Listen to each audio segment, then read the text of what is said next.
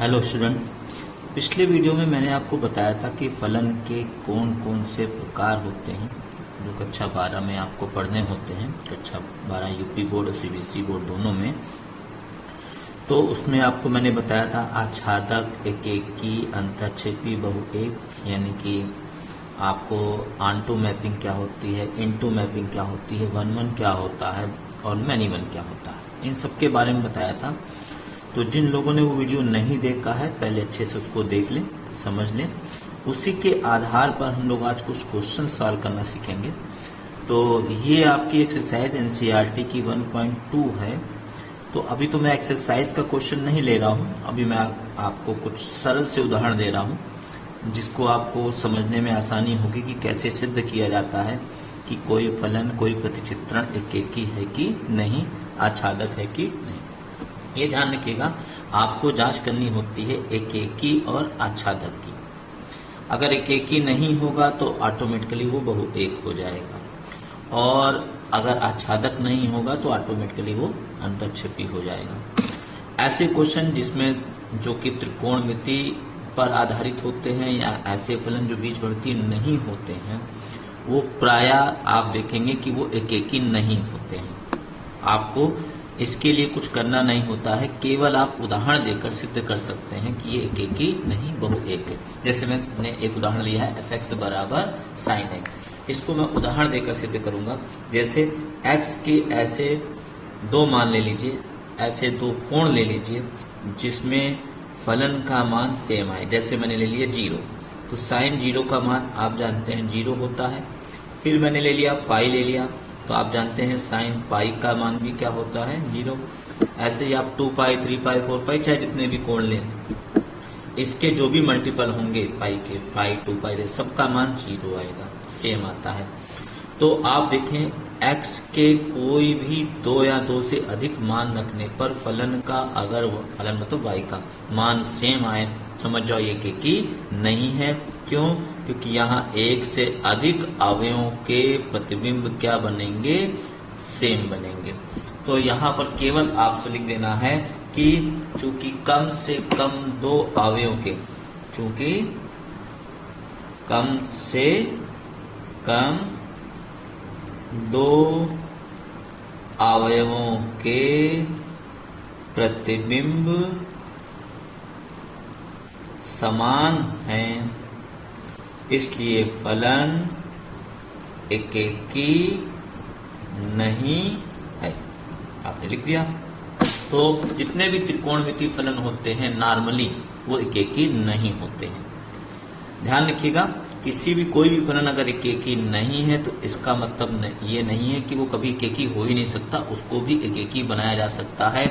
सारा खेल होता है इस डोमेन और कोडोमेन का। इसमें अगर हम परिवर्तन कर दें तो इन फलनों को भी एकेकी बनाया जा सकता है। लेकिन अगर डोमेन वास्तविक संख्या दिया गया है, रियल नंबर दिया गया है, तो एकेकी नहीं होगा। इसको आप केवल उदाहरण देकर सिद्ध कर सकते हैं, दिखा सकते हैं कि ये फलन एकेकी नहीं है। तो अब आपको बताना है कि ये आच्छादक है कि नहीं। इसके लिए आपको इस फलन का डोमेन याद होना चाहिए, सॉरी डोमेन तो याद होना ही चाहिए, इसका रेंज याद होनी चाहिए, जो कि आच्छादक को जांच करने में आपकी काम आती है। तो आपको पिछले कुछ वीडियो में मैंने आपको रियल फंक्शन, वास्तविक फलन और उनके डोमेन और कोडोमेन और रेंज के बारे में बताया था, और उसका एक नोट्स भी दिया था पीडीएफ फाइल में। तो हो सकता है वो आपके पास अवेलेबल हो, तो आप उसको खोल कर देखिए कि साइन एक्स की रेंज क्या होती है। तो आप देखेंगे उसमें, तो साइन एक्स की जो रेंज होती है, रेंज मतलब परिसर होती है, वो होती है -1 से +1 तक। अब आप देखो कि जब आप रेंज लिख लीजिए, तो अब आप देखो कि क्या ये रेंज कोडोमेन के बराबर है। तो आप देख सकते हैं रेंज -1 से +1 है, जबकि कोडोमेन क्या दिया है, रियल नंबर यानी कि वास्तविक संख्या दी है, जो कि आपस में बराबर नहीं है। बराबर नहीं है तो इसका मतलब आप लिख देंगे यहाँ पर कि चूंकि रेंज कोडोमेन के बराबर नहीं है, अर्थात उसका क्या है, उपसमुच्चय है। Range is a proper subset of codomain, यानी कि रेंज कोडोमेन का उचित समुच्चय है, लिख देंगे। इसलिए प्रतिचित्रण यानी कि फलन आच्छादक नहीं है, आच्छादक नहीं है, ऐसे आप लिख देंगे। ये आपका सिद्ध हो जाएगा, एकदम इजी वे में आपका सिद्ध हो जाएगा कि ये आच्छादक नहीं है। तो आपको ये ध्यान देना है, कोई भी फलन दिया हो जिसमें एकेकी या आच्छादक की जांच करने को आए तो आप हमेशा देखिए कि उसका डोमेन और कोडोमेन कैसे दिया। मैं एक एग्जांपल आपको बोल लेता हूं, आपको सरल सा एग्जांपल है, एक एग्जांपल नंबर 2 लेते हैं। ये है fx बराबर मॉड x, ये आपके एनसीईआरटी में ही क्वेश्चन दिया गया है, 1.2 से साइड में आपको मिल जाएगा। R टू R, डोमेन मैंने फिर R यानी कि रियल नंबर लिया है और कोडोमेन में भी मैंने क्या लिया है, रियल नंबर। अब आपको जांच करनी है कि ये आच्छादक है कि नहीं, एकेकी है कि नहीं है। तो कैसे जांच करेंगे ये आप देखेंगे।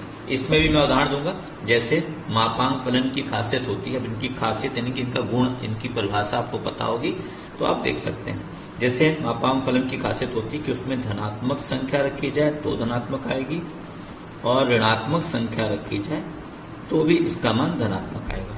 तो x की दो मानों को जब मैंने लिया, x के दो संख्याओं को जब लिया तो फलन के हमको मान क्या मिले, समान।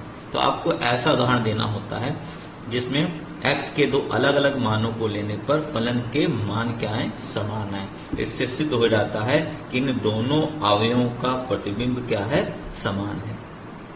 जब प्रतिबिंब समान है, कम से कम दो अवयवों का प्रतिबिंब समान है, तो ये प्रतिचित्रण क्या कहलाएगा, आपका बहुएक कहलाएगा, मतलब ये एकेकी नहीं होगा। तो यहाँ पे वही लैंग्वेज जो पीछे क्वेश्चन में लिखी थी, क्या कि चूंकि दो अवयवों का, या कम से कम, वहां कम से कम वर्ड लिखने की जरूरत नहीं है, क्योंकि यहाँ पर केवल दो अवयवों का प्रतिबिंब समान है, इसलिए यह एकेकी नहीं। इस तरह से आप लिख सकते हैं। सेम चीज, वही चीज जो यहां पर लिखा गया था, आप ध्यान से देख लीजिए।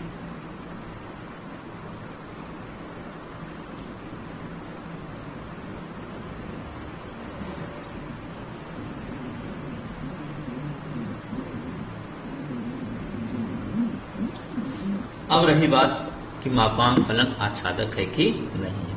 इसके लिए भी आपको इसका याद होना चाहिए, क्या, रेंज अगर याद होगी तो आप आराम से कर सकते हैं। जैसे मापांक फलन की रेंज होती है, आप लोग को पता नहीं याद है कि नहीं, फिर भी आप याद कर लीजिए, 11th की बुक में भी आपको मिल जाएंगे ये सब चीजें, इनके डोमेन, कोडोमेन, रेंज सब। इसकी रेंज होती है 0 से अनंत, यानी कि इसमें ऋणात्मक मान नहीं आता, न्यूनतम मान 0 या कोई धनात्मक मान। ये रेंज है 0 से अनंत। और कोडोमेन दिया गया है इसका, इस फलन में कोडोमेन दिया है वास्तविक संख्या। ये देखिए, ये कोडोमेन होता है, ये वास्तविक संख्या दी है। तो रेंज हो गई 0 से अनंत और कोडोमेन हो गया R। आप देख सकते हैं दोनों सेम नहीं है, तो यहां भी रेंज जो है कोडोमेन का क्या है, उचित समुच्चय है। इसका मतलब ये आच्छादक नहीं। तो आच्छादक होने के लिए इन दोनों का बराबर होना आवश्यक है। तो ये ऐसे फलन थे स्टूडेंट्स की जिसमें ये एल्जेब्रिक नहीं थे, बीजगणितीय नहीं थे। त्रिकोणमितीय फलन ले लिया, मापांक फलन ले लिया।